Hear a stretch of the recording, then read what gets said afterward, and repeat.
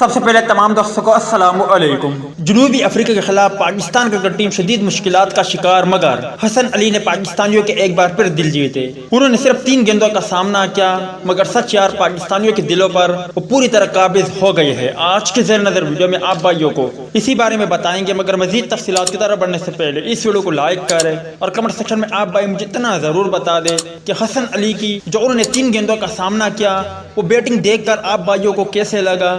اس حوالے سے comment section آپ کے کمنٹس کا منتظر رہے گا۔